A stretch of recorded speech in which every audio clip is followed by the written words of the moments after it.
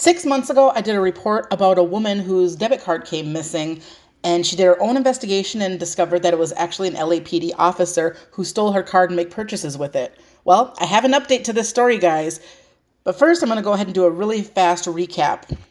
On July 16th, 2023, Lena Reitz was in the unfortunate predicament of having to bail a relative out of jail. A couple of days later, she realized that her debit card was missing. After getting the runaround from both LAPD and her bank, she decided to take matters into her own hands. A couple weeks ago, my debit card was stolen. The bank closed the case saying that they didn't believe it wasn't me.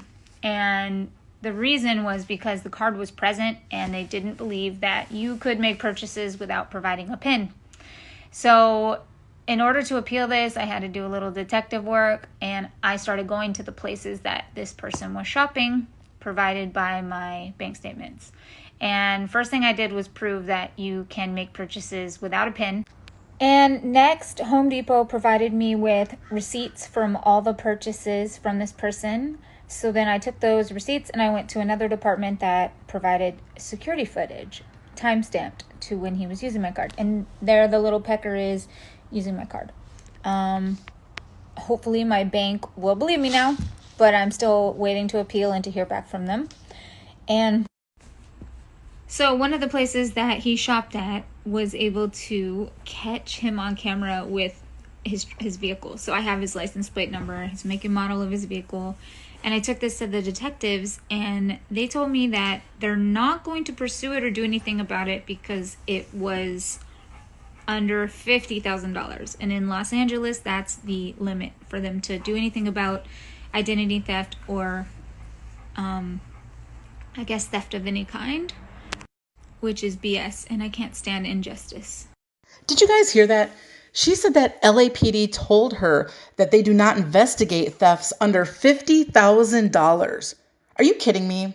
Now, it's only my opinion, and this may be a stretch, but I'm thinking they recognized the man in the video and they wanted to get her to hush hush. Due to her steadfast and dogged determination, she was able to figure out that it was actually an LAPD officer who did this. She found out it was a cop, but I don't think they gave her his name. Y'all know I cracked the case of the person who stole my debit card. The guy was arrested and is being charged and investigated. And the reason this happened, that he's even being charged and investigated, it's because he is... Sorry, I'm paranoid these days. He's a cop. And whatever, they're going to handle it. The internal affairs department was really proactive about getting to the bottom of the issue.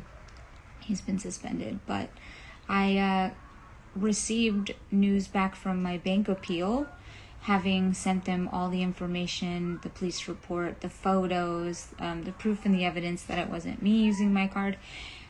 And Citibank still denies me returning the funds. So I think that that's just, there's something majorly wrong with this system. To have the person in custody, have it proven and sent in on an appeal and still get denied. What the fuck? Citibank is trash for what they did. I'm going to put their information in the description so you guys can let them know what you think in the review section. And why would this officer take such a stupid risk?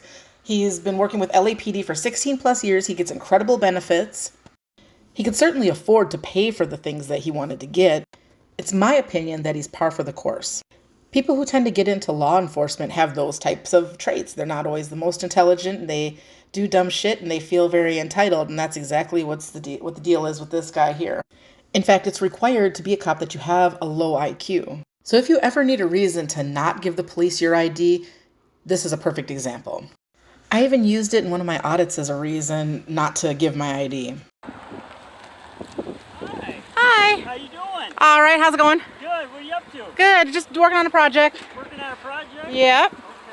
Do you have like an ID or anything to look at? Oh, no, in this day and age with, identity theft the way it is, I just rather not give it. Just wanting to make sure that we document everything properly. Okay, well, if you don't mind, I'm going to go about my business. Oh, okay. Have a good day. Okay, so here's the update. First, Citibank did finally give her her money. And Rates made a really good point because basically what she said is that there's enough evidence to charge a police officer, but somehow that evidence wasn't enough to look at the situation and actually do something for her. And that's facts. Citibank did have a statement, and what they said is that being the victim of fraud can be extremely stressful. Our goal is to make reporting unauthorized transactions as seamless as possible. On further review, we're pleased to have resolved this matter with our client, and we regret the inconvenience. That to me sounds very generic. But they're being really greedy and they're having a hard time parting with their money, and that could be because it appears that they're having some financial problems. Citigroup is in trouble. After the company's collapse during the 2008 recession, Citi stock has continuously struggled. Shares of the company saw more than a 30% drop over the last 5 years. The firm has faced many ups and downs over the course of my career here, and it's clear we have challenges that we need to urgently address right now. It's very likely that she would have not gotten that money back had it not been for the effort and for the publicity that this case had gotten. Now, what you've been waiting to hear is that this former cop has officially been charged. He's being arraigned today, and that's February 23rd, 2024, on charges which include 3 felonies and 1 misdemeanor of unlawful use of access cards. So according to the prosecutors, he's been working at the Metropolitan Detention Center since November 2018. And his duties include things like searching personal belongings of people that are visiting inmates at the jail facility. So the complaint basically says that he stole debit cards and credit cards from 4 people who were passing through the security checkpoint, and he allegedly made several purchases with all of those stolen cards. The LAPD said last year that when the arrest was announced that the investigation began because a member of the public contacted the department about a missing debit card and subsequent unauthorized transactions on the card. What they conveniently forgot to mention is how she actually approached them with all the evidence, including the photos of him using the cards, and they turned her away because they said that they don't investigate under $25,000, even after seeing the photos. Now let's face it, guys. Cops typically don't investigate crimes. They usually respond to crimes that fall into their lap. For instance, when somebody calls 911, when they just happen to run the tag on someone and find out that it's stolen, stuff like that. They usually don't get out there and they actively pursue cases and pursue people. So if you get anything from this situation here, I hope that it's that you need to do your own due diligence to help solve crimes and take care of yourself, because you really can't depend on anyone else to take care of these things for you, including your local police department.